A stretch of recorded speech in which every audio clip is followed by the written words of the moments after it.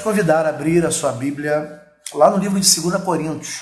2 Coríntios, capítulo 4, versículo de número 8. O título da nossa ministração, da nossa meditação nessa noite é Perplexos, sim, desamparados nunca. Então abre aí, você que já ouviu, coloque aí o texto. 2 Coríntios, capítulo 4, versículo de número 8. Para que a gente possa fazer essa leitura e meditarmos um pouco na palavra do nosso Deus. Amém? 2 Coríntios, capítulo 4, versículo de número 8.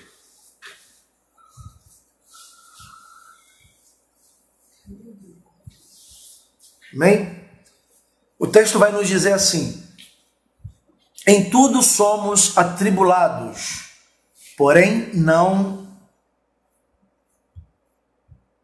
angustiados, perplexos, porém não desanimados. A gente tem esse texto aqui no 2 Coríntios, capítulo 4, versículo 8, eu vou ler para você de novo. Em tudo somos atribulados, porém não angustiados, perplexos, porém não desanimados. Eu quero orar com você nessa hora para a nossa meditação dessa noite, no nome de Jesus. Nosso Deus, nosso Pai, mais uma vez, nós abrimos a Tua palavra nessa situação ainda que vivemos, culto online, seus filhos nas suas residências, estamos aqui fisicamente distantes, mas pelo Teu Espírito Santo somos reunidos, ó Pai, num só corpo, que é o corpo do nosso Senhor e Salvador Jesus Cristo. Por isso o que nós te pedimos é que por graça e misericórdia, o Teu Santo Espírito nos comunique a Tua vontade através da palavra que será ministrada, visto que é somente uma palavra que será ministrada, mas a necessidade dos Teus filhos é pertinente a cada um deles, e por isso eu peço, Pai, que por amor, por misericórdia e graça, o Teu Santo Espírito testifique, entregando ao coração de cada um dos Teus servos aquilo que eles necessitam ouvir da Tua parte. No mais, que nós possamos ser edificados, fortalecidos, encorajados pela Tua presença em nós, a continuarmos firmes, Senhor, a despeito daquilo que tem acontecido ao nosso redor.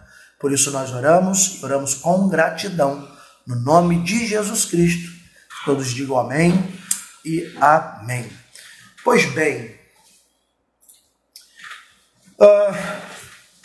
a gente tem alguns testemunhos da Bíblia. De pessoas que viveram tempos difíceis. Acho que tempos difíceis, eles são comuns, né? Seja lá em que época da humanidade, a gente sabe que muitas pessoas na Bíblia, elas estão ali, os seus testemunhos foram registrados para que a gente pudesse ter alento, consolo, motivação, para que a gente pudesse passar pelas nossas próprias dificuldades. Fatalmente, todos nós experimentamos esses momentos de dificuldade, momentos de lutas, momentos de perplexidade no nosso tempo e na nossa caminhada. E é nesse tempo que tudo parece meio sem sentido. A gente fica meio que questionando, né? Por que essas coisas acontecem? Por que será que Deus deixa isso acontecer? A gente acaba questionando muita coisa, mas o fato é que a gente vive esse tempo de dificuldade, e esse tempo de dificuldade ele nos alcança e é sempre sem aviso, a gente sabe disso. É sempre sem aviso que o tempo da crise, o tempo da dificuldade, ele nos alcança. A gente olha para as situações que nos cercam e nesse momento que a gente está vivendo, se a gente for olhar para o nosso ministério, a gente estava lá nos 12 primeiros dias do ano, né? 12 dias de oração, cada mês um propósito, inclusive esse mês de abril a confiança, né? Então confie no Senhor, né? A gente precisa confiar de fato. A gente tem os nossos planos e do nada as coisas simplesmente elas mudam a rota daquilo que a gente planejou. Por isso que a Bíblia vai dizer, o homem pode fazer planos, mas a resposta certa, ela sempre vem da boca do nosso Deus. Então a gente vive essas situações de dificuldade. Muitas das vezes, na grande maioria das vezes, a gente está vivendo um momento tranquilo e quando de repente, não mais do que de repente, um tsunami. Uma notícia ruim, um desemprego aqui, uma enfermidade que aparece ali, uma outra situação contrária acolá, e tudo muda do lugar, sai tudo do lugar. A gente está vivendo esse tempo de reclusão, esse tempo de privação, né? Longe de pessoas, longe da comunidade, muitos longe do trabalho. E isso nos alcançou de uma hora para outra. Né? Nós, enquanto povo, população, a gente não tem acesso a muitas informações que só aqueles que governam possuem. São informações privilegiadas sobre algumas questões. Né? Antes de chegar para a gente, passa por eles.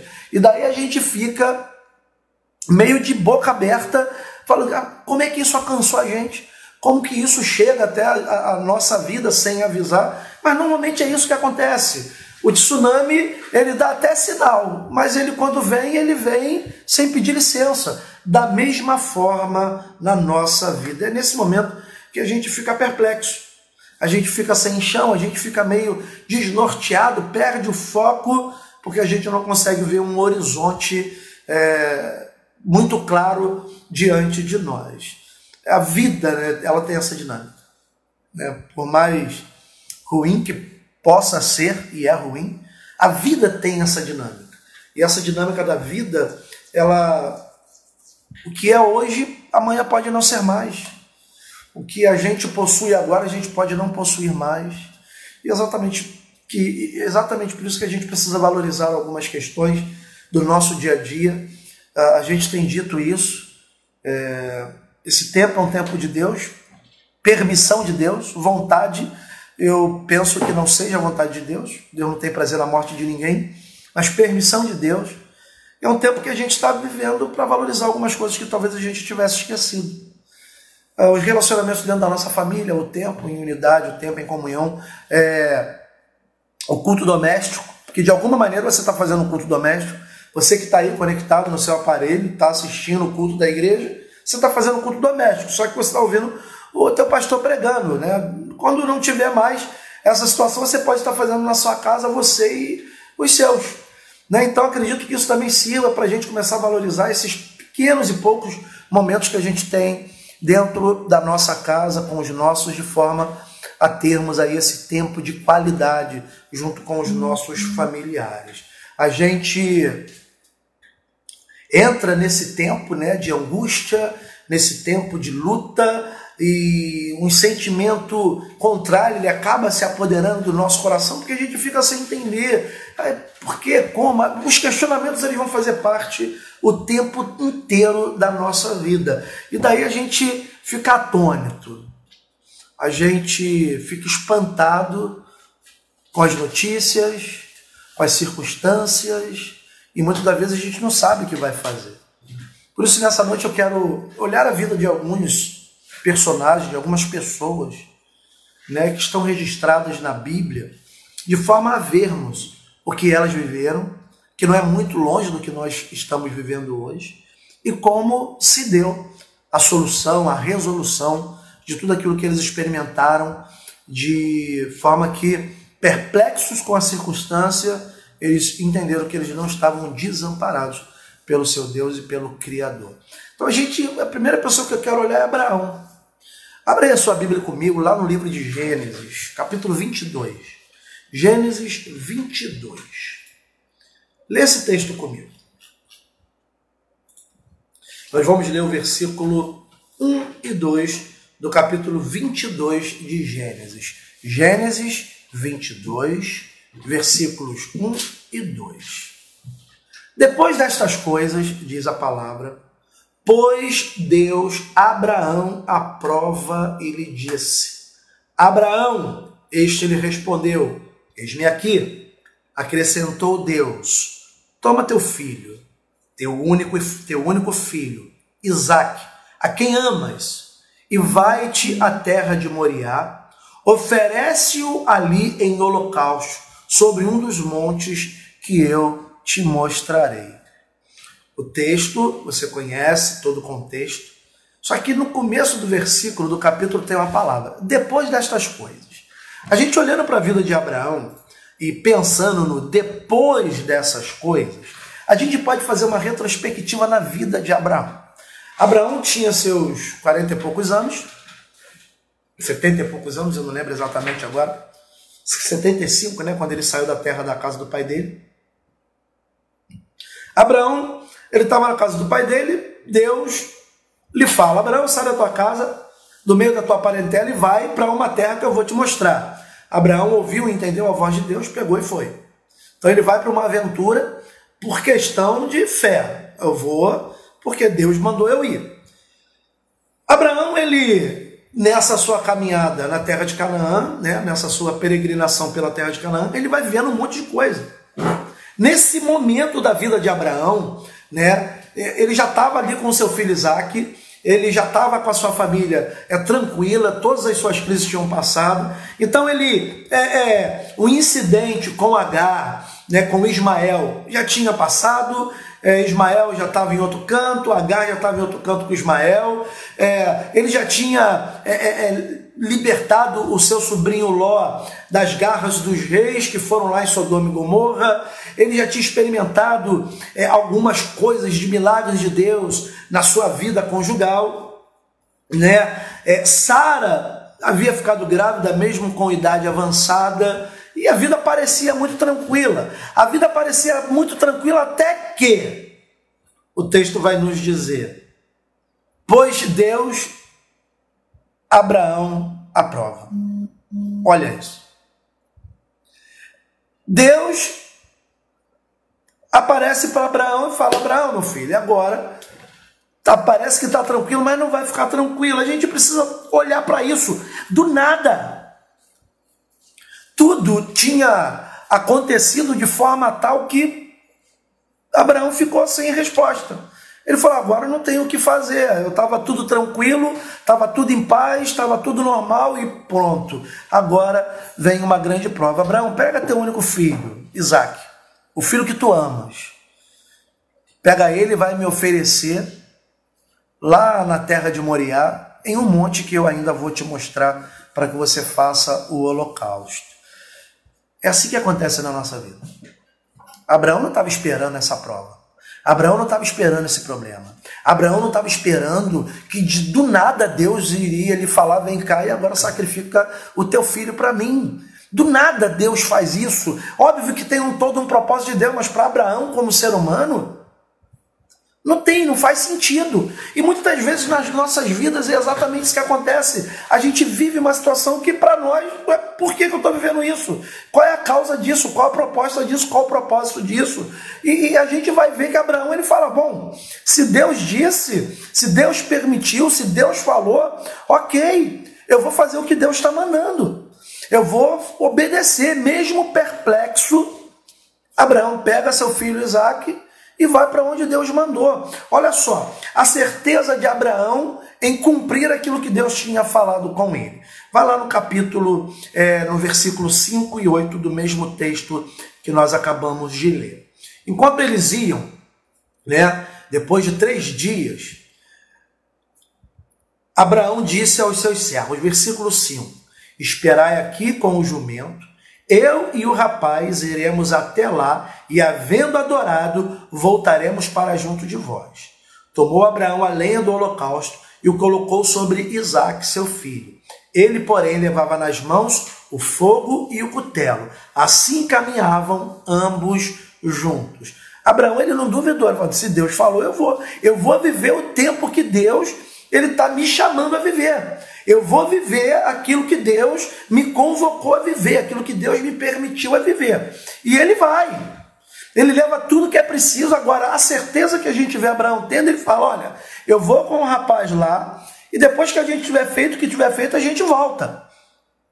Abraão tinha uma certeza de que Deus iria ou poderia operar um milagre naquela situação. Mais adiante, no versículo 9, a gente vai ver o resultado daquilo que Abraão viveu por crer naquilo que Deus lhe convocou a fazer, mesmo perplexo, mesmo sem compreender os motivos de Deus. Abraão, ele obedece à voz de Deus. Ele vive o tempo que Deus lhe deu para viver, da forma que Deus lhe chamou para viver. E a gente precisa entender isso. nesse tempo de Covid-19, coronavírus, a gente está ouvindo muitas vozes, as pessoas estão ouvindo muitas vozes. A gente veio aqui hoje para a igreja, né, por questões de tecnologia, lá em casa não tem internet, e a gente viu, no mínimo, 2 igrejas de porta aberta. Não estou aqui julgando eles, mas se o tempo que Deus nos chamou a viver é o tempo de isolamento social, de reclusão, para evitar maiores problemas, por que a gente quer fazer o contrário? Porque a gente, não, isso aí a gente precisa entender o cuidado de Deus com o seu povo no meio desse caos todo. Abraão, ele entendeu, Deus está cuidando de mim de alguma maneira. Ele cuidou de mim quando ele me tirou da casa do meu pai, ele cuidou de mim enquanto eu peregrinei em Canaã, e ele vai cuidar de mim agora nessa situação da qual eu me encontro perplexo. E Abraão, ele vai viver o que Deus tinha o convocado a viver. E no versículo de número 9 a gente vai ter assim a seguinte fala: chegaram ao lugar que Deus lhe havia designado. Ali edificou Abraão um altar, sobre ele dispôs a lenha, amarrou Isaque, seu filho, e o deitou no altar em cima da lenha. E estendendo a mão, tomou o cutelo para imolar o filho. Mas do céu lhe bradou o anjo do Senhor: Abraão, Abraão. Ele respondeu: eis-me aqui. Então lhe disse: não estendas a mão sobre o rapaz, e nada lhe façais, pois agora sei que temes a Deus, porquanto não me negastes o filho, o teu único filho. Tendo Abraão erguido os olhos, viu atrás de si um carneiro preso pelos chifres entre os arbustos. Tomou Abraão o carneiro e o ofereceu em holocausto em lugar do seu filho. A gente sabe todas as mensagens que existem dentro dessa temática, mas o que eu quero que você entenda é o seguinte: existia uma permissão de Deus, uma fala de Deus para Abraão: ó, vai lá e sacrifica teu filho. Abraão, ele fica perplexo, mas perplexo, ele não fala: eu vou recuar. Eu demorei tanto tempo, agora não vai ter mais tempo de Sara me conceder um filho, não vou ter mais tempo de ter um herdeiro na minha família, e agora eu vou recuar daquilo que Deus ele me chamou a fazer. Ele falou: não. Ele perplexo, ele falou: eu estou perplexo, mas eu não estou desamparado não. Deus, ele vai fazer alguma coisa, e ele vai falar isso. Se você for pegar o texto, ler o texto do início até esse versículo, no momento que Isaque, ele percebe que tinha alguma coisa fora do lugar, ele fala: pai, eu estou vendo a lenha, eu estou vendo fogo, eu estou vendo o cutelo, mas eu não estou vendo aqui o cabrito, eu não estou vendo aqui o animal para o holocausto. Abraão, ele vai falar assim: ó, Deus proverá para si um cordeiro. Deus, ele vai prover o sacrifício, ele vai de alguma maneira trazer solução para essa situação que me deixou perplexo. Eu sei que Deus está no controle. É isso que a gente precisa entender nesse tempo. Deus está no controle. Deus está no controle e a gente não pode ficar desesperado. E agora o que será? Como vai ser? Calma, tranquiliza a tua alma, quieta-te diante do Senhor. Ele é Deus, ele sabe o que está fazendo. Isso é permissão de Deus. Eu quero afirmar aqui de novo, amados. Eu penso que isso é permissão de Deus e não vontade de Deus. Perplexos. Assim como Abraão ficou perplexo, nós ficamos. Mas como Abraão não estava desamparado, nós também não estamos desamparados e nem ficaremos desamparados. Perplexos sim, desamparados nunca. Porque o nosso Deus, ele está cuidando de nós. Você crê nisso? Eu creio nisso. Deus está cuidando de cada um de nós. Eu tenho plena convicção de tudo isso que a palavra nos ensina. Amém? Então a gente vê Abraão recebendo uma notícia ruim: sacrifica teu filho, teu único filho, o filho que tu amas. A gente vê Abraão crendo na palavra de Deus, naquilo que Deus havia lhe dito, porque ele sabia que ele podia ressuscitar o próprio filho. A gente vai encontrar isso lá no livro dos Hebreus. E depois a gente vê Abraão vivendo milagre.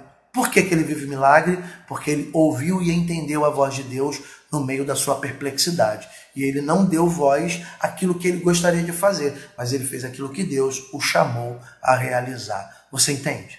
Amém? Então a gente andando, a gente vai encontrar também o profeta Isaías. Isaías, homem de Deus, profeta do Senhor. Cumprindo seu ministério, fazendo o que Deus tinha falado, profeta messiânico, revelando aquilo que iria acontecer 800 anos depois de tudo que ele tinha falado, que foi o nascimento virginal de Jesus, a sua obra redentora, a sua morte na cruz, bem como a sua ressurreição. Isaías, o homem de Deus, o profeta de Deus. Só que existe um momento da vida do profeta Isaías que também lhe causa perplexidade. Vai lá no capítulo 20 do livro de Isaías para a gente poder ler junto esse texto. Isaías, capítulo 20, nós vamos ler os versículos 1 e 2. Abra aí a sua Bíblia comigo. Isaías 20. Versículos 1 e 2. O texto nos diz assim: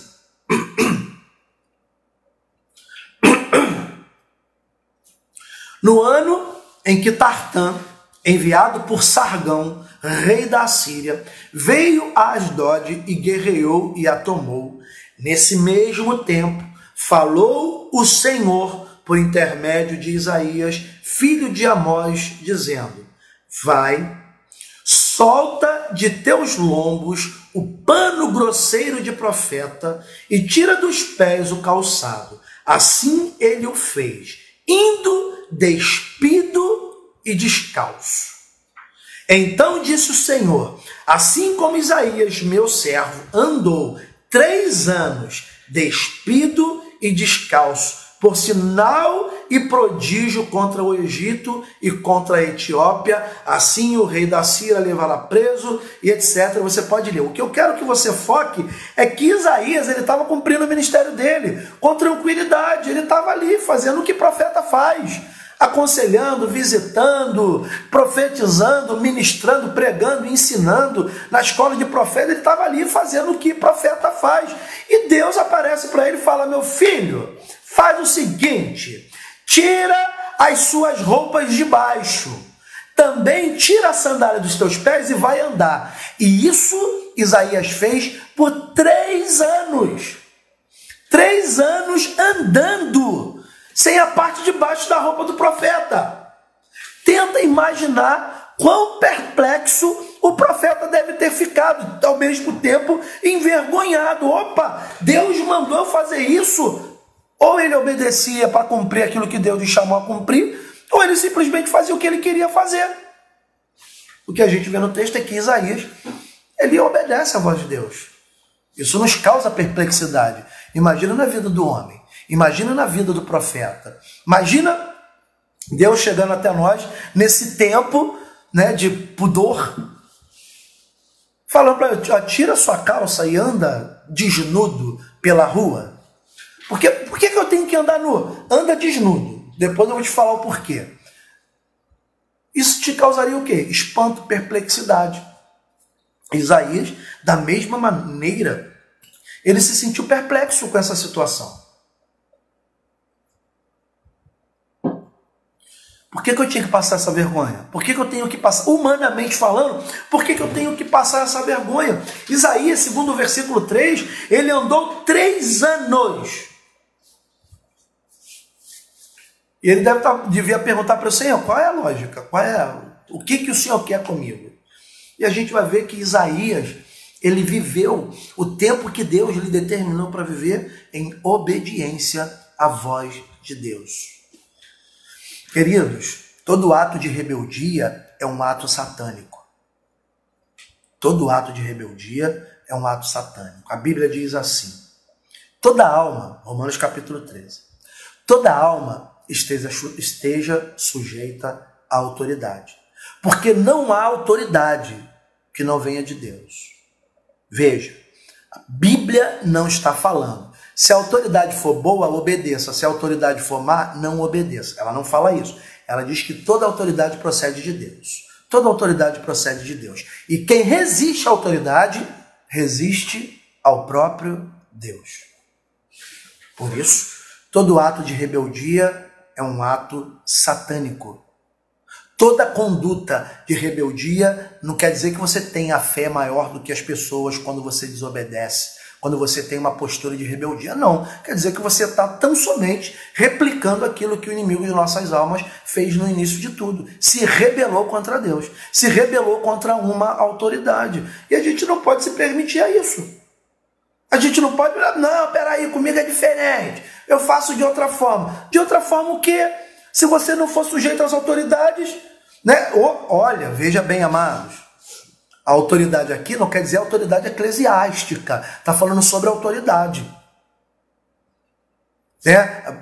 Paulo, quando escreve, ele vai falar, não é em vão que a autoridade traz consigo a espada. Quem é que andava com espada? Era o povo de Deus ou eram os romanos, que eram o império dominante? A gente não está aqui, você tem que respeitar a autoridade eclesiástica. Se a gente for tratar disso também, a gente vai ter um outro problema, porque tem de crente rebelde se rebelando contra pastor, contra a liderança, isso tende aos montes.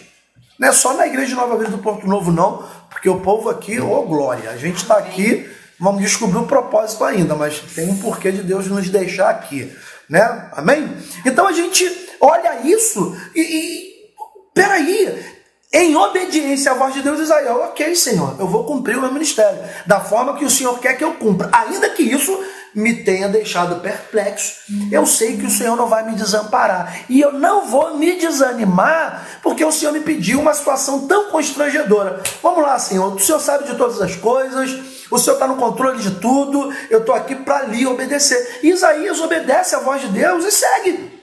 Ele vive o ministério dele, ele completa aquilo que Deus quis. E isso era um sinal para o povo, daquilo que Deus iria fazer no futuro. Olha, assim como meu servo andou 3 anos desnudo e descalço, eu vou fazer. Aí você pode pegar o texto, o contexto, para você entender o momento histórico do povo de Deus nesse momento da vida de Isaías, porque eu quero que você foque em Isaías. Isaías, meu filho, do nada, tira a roupa aí, a sandália também, fica andando pela cidade. Aonde tu for, tu vai desse jeito. Perplexidade. Perplexidade. Mas não desânimo ou desamparo. Deus ainda está no controle de tudo. E o controle nunca vai sair da mão de Deus. Fato. O homem colhe o que ele planta. Mas a soberania é de Deus. Amém, amados? Então a gente viu aí Abraão no seu momento de perplexidade, Isaías no seu momento de perplexidade. Agora eu quero falar sobre outros personagens, não tão distantes, não tão próximos, mas também não tão distantes de nós. E para a gente falar desses personagens, eu quero que você, dessas pessoas, quando fala personagem, parece que faz uma caricatura das pessoas da Bíblia, né? Não são personagens, são pessoas de fato. Esse texto que eu quero ler com você está lá no Evangelho de Mateus, no capítulo 26. Evangelho de Mateus, capítulo 26.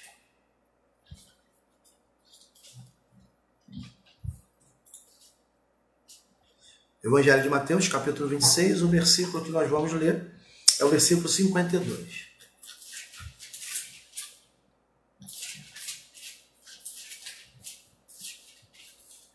Texto também que você conhece. O que aconteceu? O texto vai dizer assim para a gente. Então, Jesus lhe disse, embainha a tua espada, pois todos os que lançam a mão da espada, a espada perecerão. Só pelo texto, você já sabe que esse é aquele momento em que Jesus está sendo preso no Getsemane. A galera está lá, estava orando, fazendo o que tinha que fazer. Jesus estava lá pedindo ao Pai, se possível for, passe de mim esse cálice. Porém, o jeito de Deus era aquele. Meu filho, tu tem que ser sacrificado, tem que ir para o madeiro para se fazer uma maldição pela humanidade. Só assim esse povo vai poder ser salvo por nós. Daí Jesus está lá cumprindo o ministério. Do nada aparece um bando de gente, uma turma de pessoas, um monte de soldados, um discípulo traidor e acusa Jesus. Aponta Jesus. Olha só. Para os discípulos de Jesus, para aquelas pessoas que estavam ali no Getsemane com Jesus, era um dia comum. Eles iam frequentemente orar juntos. Eles iam lá no Getsemane para orar. Eles iam no Monte das Oliveiras para orar. É só um detalhe, mas eles faziam isso porque isso era longe do povo e eles conseguiam tranquilidade para o tempo de oração, de comunhão deles, ok? Não é uma doutrina bíblica ir no monte orar. Você pode ir fazer, não tem problema, mas não é uma doutrina bíblica. A gente tem Jesus, ele, com os seus discípulos, frequentemente ele ia lá no Getsemane para orar. Então, para todos eles, era um dia comum. Eles tinham saído da última ceia, né, da Santa Ceia, que Jesus disse que era a última até que ele pudesse fazê-la no reino de seu Pai. Eles saíram dali com um monte de informação que eles não conseguiram processar quase nenhuma. A gente vai ter ali um monte de coisas. Eram informações concentradas demais. Jesus falou, agora vamos orar. Aí fala, voltamos ao normal, agora a gente vai orar e depois Jesus explica essas coisas pra gente, né? Porque a gente não conseguiu entender quase nada do que ele disse, ficou meio confuso tudo que Jesus falou pra gente nessa noite. Então eles foram para lá e era um dia para eles normal, uma noite normal, um momento normal, um tempo normal. Até que do nada uma turba de gente aparece um monte de soldado e Judas, ele vai lá e dá um beijo em Jesus. E quando Judas beija Jesus, os soldados colocam a mão em Jesus e Pedro, opa, peraí, tem alguma coisa fora do lugar. E ele tenta livrar Jesus daquilo. Jesus fala, ei, guarda a tua espada. Porque quem com a espada fere, a espada será ferido. E Pedro, ele fica atônito. Mas a gente só veio orar. Ele fica perplexo. Mas estão te levando. Pedro, ele deve ter pensado, mas peraí. Gente, vocês estão levando Jesus. O Filho do Deus vivo, lembra dessa declaração de Pedro? Lá no caminho de Cesareia de Filipe, quando eles voltam, quem o povo diz que eu sou? E ele, dizem isso, e vocês? O que vocês dizem? E Pedro fala para Jesus assim, tu és o Cristo, o Filho do Deus vivo. Então Pedro deve ter pensado, peraí, vocês estão levando o Filho do Deus vivo. Vocês estão levando quem ressuscitou Lázaro. Vocês estão levando quem deu saúde para minha sogra. Vocês estão levando o homem que fez milagres, o homem que transformou água em vinho. Vocês estão levando o homem que ressuscitou o morto. Vocês estão levando o Filho do Deus vivo. E quando Jesus fala para Pedro, Pedro, não precisa fazer isso. Pedro vai dizer, peraí, mas você fez tudo isso e vai se permitir ser preso por cordas humanas. Pedro fica perplexo, ele fica sem entender. Por quê? Por que isso está acontecendo? Eles não entendiam. Quando Jesus falava, é necessário que o Filho do Homem seja entregue na mão de pecadores. É necessário que eu pague o preço, que eu padeça na mão dos pecadores. Mas eu vou ressuscitar ao terceiro dia. Eles não conseguiam enxergar isso. O Espírito Santo ainda não estava ali habitando neles, morando neles de uma forma ativa para que eles pudessem ter um entendimento e a compreensão disso. Então Pedro, ele fica perplexo. Ele fala, uai, o que está acontecendo? Por que estão levando Jesus? E ele começa a seguir Jesus de longe. Pedro, ele olha para Jesus e fala, por quê? Quantas vezes esses momentos não acontecem na nossa vida, a gente fica, gente, como? São os nossos momentos de perdas, as nossas aparentes derrotas. Gente, como que isso acontece? Perplexidade.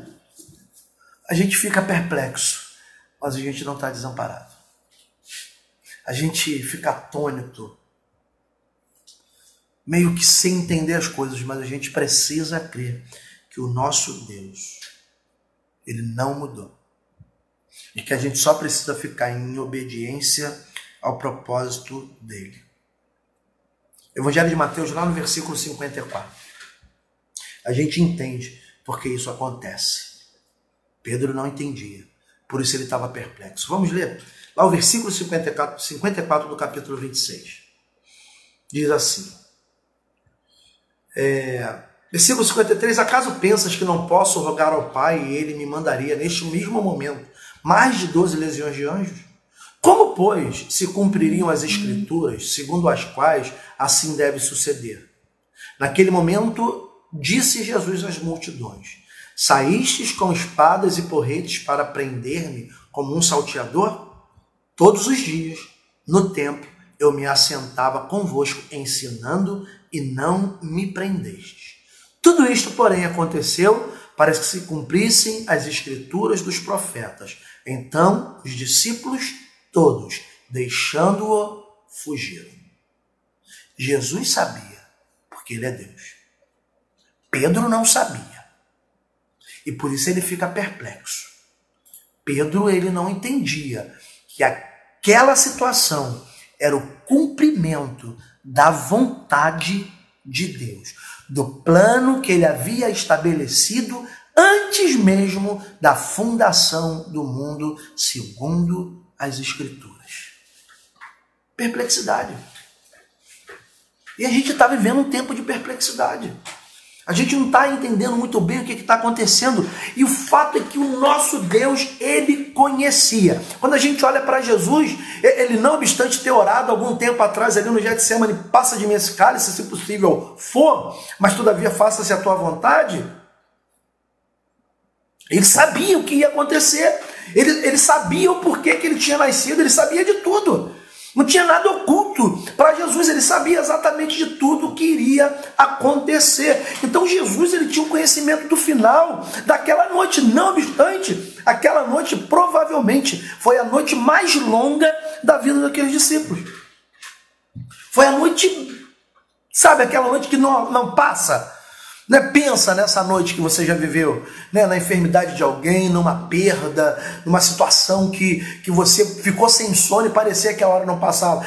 Acredito que a maioria de nós já tenha vivido essa noite longa. Essa noite, fatalmente, amados, deve ter sido a noite mais longa na vida dos discípulos. O fato é que Jesus, ele sabia o que iria acontecer no final. Não só no final daquela noite, mas no final de todo o processo. O final do processo ele sabia que ele iria ressuscitar.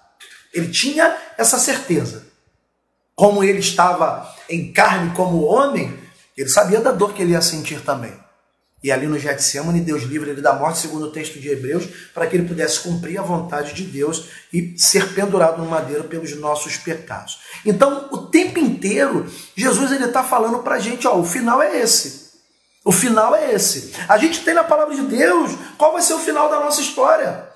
E a gente fica numa ansiedade, numa crise, e agora o que vai acontecer? Fique perplexo, mas não perca a sua confiança em Deus, porque você pode estar perplexo sim, porque perplexidade vai fazer parte da nossa vida, mas nunca sinta-se desamparado por Deus, nunca sinta desanimado ao ponto de falar, não vou mais fazer a vontade de Deus, nunca!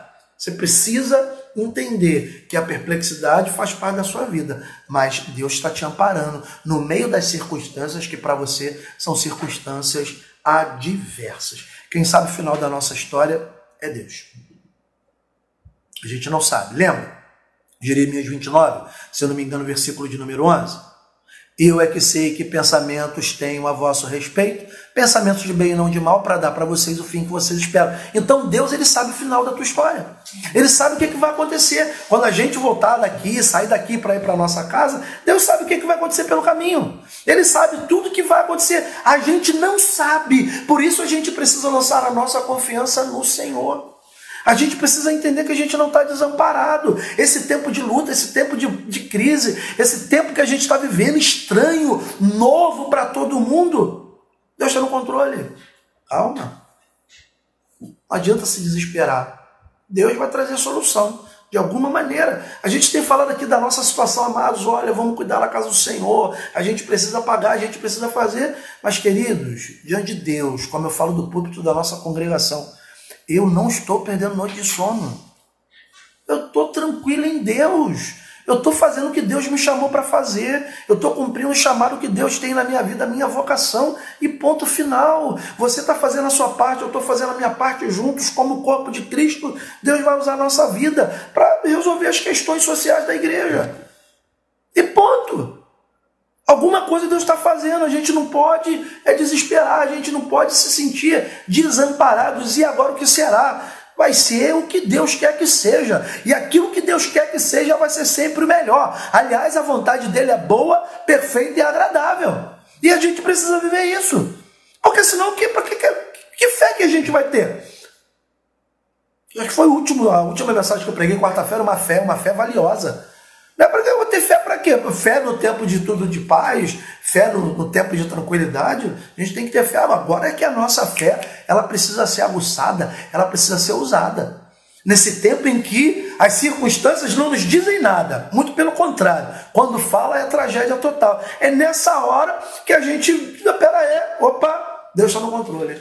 Eu estou perplexo, mas eu não estou desamparado, não. Esse é o título da nossa mensagem e você precisa tomar posse disso no nome de Jesus Cristo. Carta de João, no Apocalipse, no capítulo 2, versículo de número 10. Lê comigo essa carta. Vai lá. Olha só o que está escrito lá. Apocalipse, capítulo 2.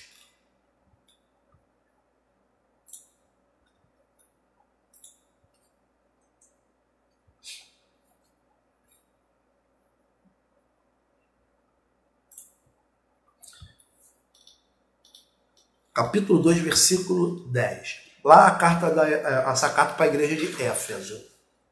De Esmirna, perdão. Olha o que ele vai dizer para a gente. Não temas as coisas que tem que sofrer. Parta disso. Não temas as coisas que tem que sofrer. Não tenha temor. Você vai sofrer alguma coisa? Vai. No mundo tereis aflições, mas tenha um bom ânimo. Eu venci. Eu digo e vou repetir. O nosso Deus, ele não é utopia. Ele é realista, mas também não é pessimista. Tereis aflições? Sim, mas podem ter bom ânimo porque eu venci para vocês. Ok? Eu venci para vocês e por isso que vocês vão vencer. E a gente precisa crer nisso no nome de Jesus. Porque senão isso é só discurso bonito, é fala bonita. Isso precisa ser experimentado na nossa vida. E o tempo de experimentar isso, de vivenciar isso, é esse tempo que a gente está vivendo. Então, não temas as coisas que tem que sofrer. Eis que o diabo está para lançar em prisão alguns dentre vós, para ser postos à prova, e tereis tribulação de 10 dias. Ser fiel até a morte, e dar-te-ei a coroa da vida. Isso aqui é uma carta do livro do Apocalipse para a igreja de Éfeso, que representa uma parte da igreja de Cristo hoje. Não tenha medo. O diabo, adversário de vocês, ele vai fazer a festa. Mas olha, sejam fiéis. Sejam fiéis até a morte. Se precisar morrer, morra em fidelidade. Porque se vocês fizerem assim, eu vou dar para vocês a coroa da vida. É isso que Deus tem para ele. No final de tudo é isso. O final de tudo é isso. No final a gente pode ir lá para o último capítulo do livro do Apocalipse e a gente vai ver que no final de todas as coisas é isso. A gente não tem outra. Diz assim lá no primeiro versículo do capítulo 22. Então me mostrou um rio de água viva, brilhante como cristal, que sai do trono de Deus e do Cordeiro. No meio da sua praça, de uma a outra margem do rio, está a árvore da vida, que produz 12 frutos, dando o seu fruto de mês em mês, e as folhas da árvore são para a cura dos povos. Nunca mais haverá qualquer maldição. Nela estará o trono de Deus e do Cordeiro, e os seus servos o servirão. Contemplarão a sua face, e na sua fronte está o nome dele. Então já não haverá noite, nem precisarão eles de luz de candeia, nem da luz do sol, porque o Senhor Deus brilhará sobre eles, e reinarão pelos séculos dos séculos. A gente olha aqui, ó, o fim é isso. O fim de todas as coisas é isso. O que a gente está vivendo é só um sinalzinho do fim do tempo. Jesus disse, olha, quando vocês virem isso tudo acontecendo, calma, ainda não é o fim. Então o que a gente está vivendo hoje não é o fim. Sabe, Deus ele tem algo para fazer no meio desse caos todo. No meio da nossa perplexidade, nós vamos ver a mão de Deus nos sustentando. Não temas, ó vermezinho de Jacó, diz lá no livro de Isaías, amados. Toma alento no Senhor, toma fôlego no Senhor, toma encorajamento do Espírito Santo e viva esse tempo da forma que tem que ser vivida. Se é para ficar recluso, vamos ficar recluso. Se é para tomar, vamos tomar cuidado. Faça a sua parte. Os interesses dos governantes é um problema particular deles. Depois eles vão responder se tudo isso que eles estão fazendo é por interesse político, econômico, ou seja lá o que for. A gente não pode julgar. O que a gente precisa fazer é preservar. Aliás, a sua vida, a minha vida é muito mais importante do que qualquer outra coisa. Aliás, Cristo paga um preço absurdo por nós, um preço que não tem ouro, não tem prata, nem pedra preciosa no mundo, que possa restituir o valor da nossa vida, e a gente vai desdenhar do cuidado que a gente precisa ter conosco mesmo? Não. Você está perplexo com isso? Eu também estou, querido. Eu e a grande maioria das pessoas. Sabe, eu não vou ficar peitando o sistema. Eu não vou ficar, não, vou mostrar que a gente tem uma fé diferente. A minha fé é bíblica. Então, se é uma fé bíblica, ela é uma fé obediente. A palavra, as autoridades, porque a Bíblia diz isso. Se a autoridade me mandar fazer alguma coisa que vai macular Deus, aí é outra coisa. Se a autoridade me mandar fazer alguma coisa que vai manchar o nome de Jesus, aí me leva preso, porque isso aí eu não vou fazer. E ponto.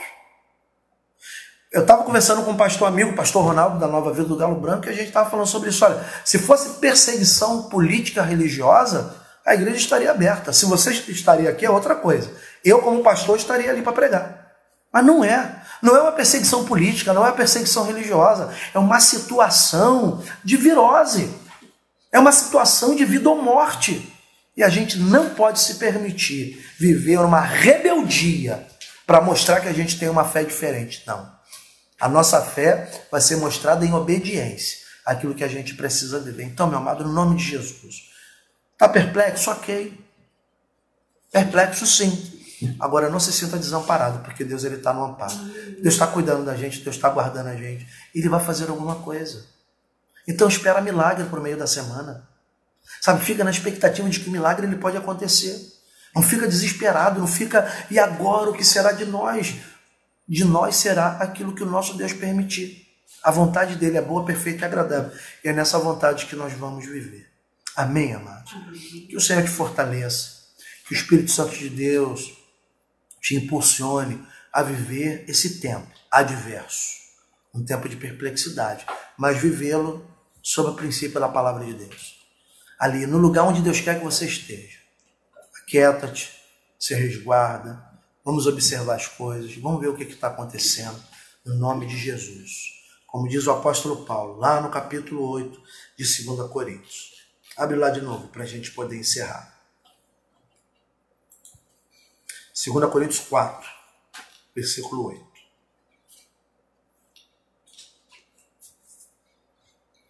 Em tudo somos atribulados, porém não angustiados. Perplexos, porém não desanimados. Tome fôlego no Senhor. Recobre as suas forças no Espírito Santo. Levanta a cabeça e vamos seguir em frente. Em breve, a vitória do Senhor vai vir sobre o seu povo. Não somente sobre o seu povo, mas sobre a humanidade. Deus não está preocupado só com a minha e com a sua vida, não, tá? Está preocupado com a vida de muita gente. Que nem teme a Ele, mas Ele ama, porque Deus é amor. Amém, queridos? Que o Senhor te abençoe. Que o Espírito Santo de Deus te fortaleça. Que a sua fé seja acrescida. Que a sua esperança em Cristo não venha esmorecer. Que, pelo contrário, com essa esperança viva que você recebeu de Jesus Cristo, você possa seguir adiante. Que o Senhor te abençoe, então, rica e abundantemente em Cristo Jesus. Que todos digam amém e amém.